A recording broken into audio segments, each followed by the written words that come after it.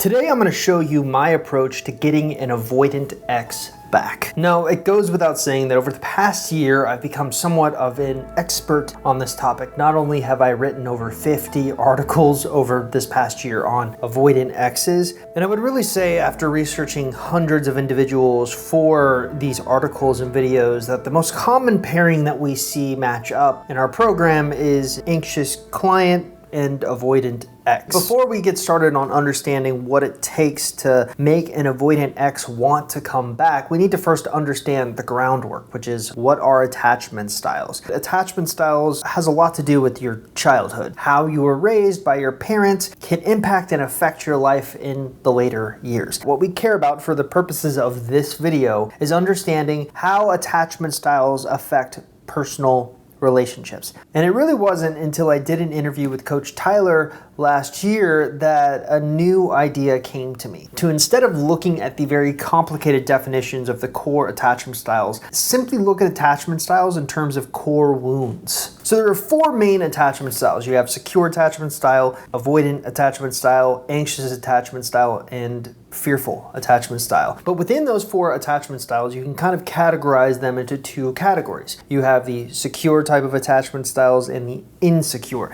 type of attachment styles. And with those insecure attachment styles, anxious, avoidant, and fearful, each has a specific core wound that creates their makeup and often can explain most of their behavior for why they're acting the way they're acting. So for example, someone with an anxious attachment style has a deep fear of being abandoned, while on the other hand, someone with the avoidant attachment style has a deep fear of losing their independence. So what happens when these two opposing attachment styles get into a relationship together is just sort of a disaster. And I think it perfectly highlights the point that we really need to make here. It's not just learning to deal with your ex's avoidant attachment style that you need to deal with. It's also learning to deal with your own shortcomings from an attachment style perspective. So let's kind of create a timeline on what a relationship will look like from an avoidant perspective. So I'm really well known for doing this really fun exercise where I basically chart an avoidance relationship from the beginning to the end, and I call this my avoidant death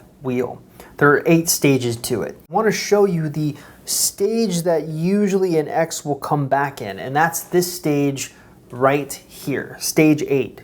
Stages really 7 and 8 are where that began. You know, the I'm starting to feel kind of lonely, or why can't I ever find the right person? Why is this always happening to me? That's usually the act of desperation that causes them to start seeking solace in an ex. So the big mistake I see most people making when they're dealing with avoidant exes is they're trying to get their exes back too soon. You need to give your ex space and time so that they can get to this stage before you even attempt to try to get them back. This is why the importance of the no contact rule is such a vital strategy to employ. And believe it or not, this is actually backed up by real research from researchers. In fact, one of my favorite resources, Free to Attach, has actually stated avoidants are free to long for an ex once that person is unavailable out of a relationship. And typically out of context, so they are untouched by the actual engagement and their deactivation systems aren't triggered. But a few sentences later, they hit us with this quote: "Liberation from the fear of engulfment finally gives free rein to an avoidant's latent romanticism." And in my opinion,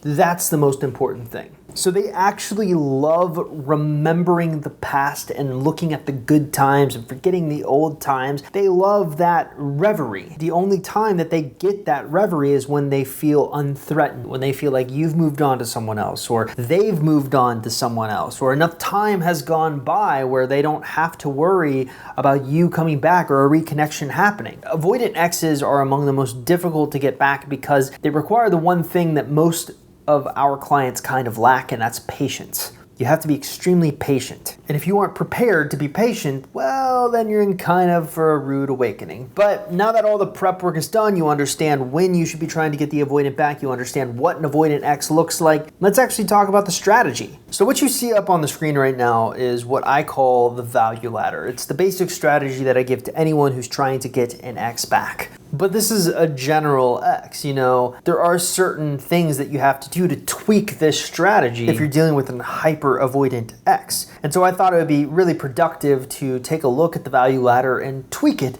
for avoidance. Let's first start with the no contact rule.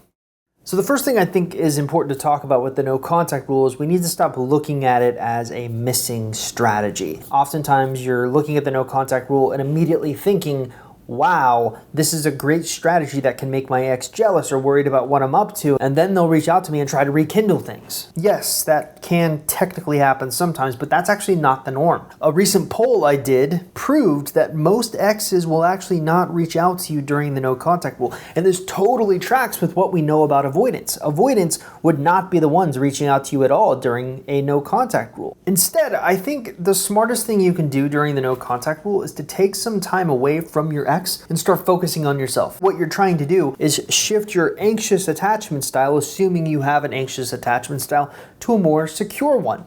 Because this has the added benefit of really what this entire video is about, and that's achieving secure attachment gravity. So what is secure attachment gravity? Well, think of it like this. Every relationship we get into is kind of like a weird science experiment. And from an attachment perspective, a battle will always be going on. Since we learn our attachments from relationships with other people, they can also have a profound impact on our attachment style. So here's what often happens. Let's imagine that you're gonna date me. You should be so lucky. But I am an extreme avoidant. I don't like to talk about my feelings. I don't like to do the lovey-dovey stuff, really value my independence. Now you, on the other hand, are a secure attachment style. So what's gonna happen when the two of us get together? Well, my avoidant attachment style is gonna pair up with your secure attachment style, and there's gonna be a battle that goes on. And whoever wins this battle will ultimately begin to have an impact on the other person's attachment style. Let's do this in a positive way.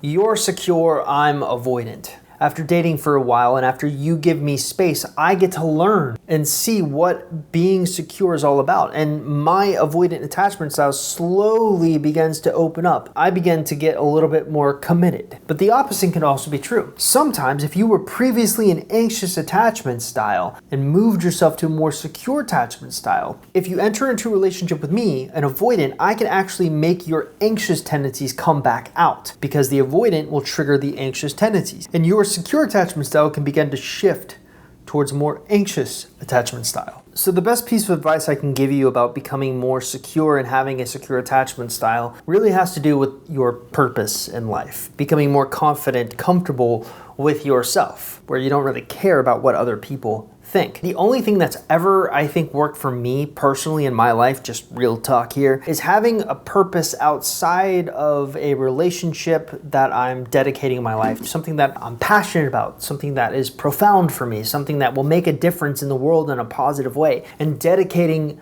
my life to that. That makes me comfortable. That gives me confidence. That makes me feel like I'm doing what I should be doing. Most people don't have that. Most people are stuck in a dead-end job that they hate. Most people are too afraid to stand up for themselves. Most people are not comfortable with themselves. And that's where I think we need to start. So the time with the no contact rule should really be used not even caring about your ex, but more focusing on yourself. But that's just the no contact rule. There's also the rest of the entire value ladder that we have to consider here. I see people making is they want to rush to the top of the ladder. They want to get their ex back as soon as possible. So they rush the process. They don't allow it to unfold. Now you can see why this can actually trigger an avoidant who wants to go slow, who's deathly afraid of a commitment, and you're sitting there and rushing a commitment. So the big thing I would say if you're dealing with a really strong avoidant is take your time.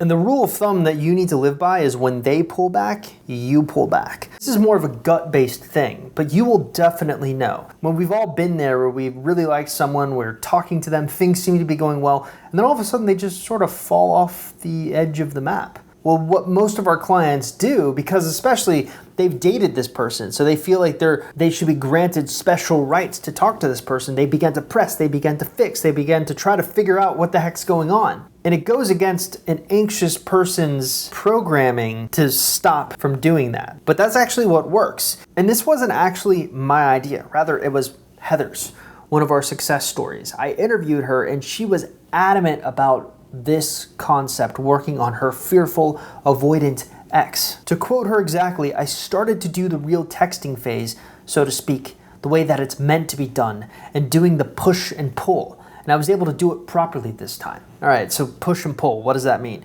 Well, that's essentially what we're talking about here, just phrased in her own words. When they pull back, you pull back. And the reason I think this works is because it gives your avoidant ex an opportunity to romanticize time with you, romanticize that interaction together, as opposed to going so fast that their core wound gets triggered. Like I said, getting an avoidant ex back isn't the most difficult task in the world, but it can just be the most disciplined task in the world.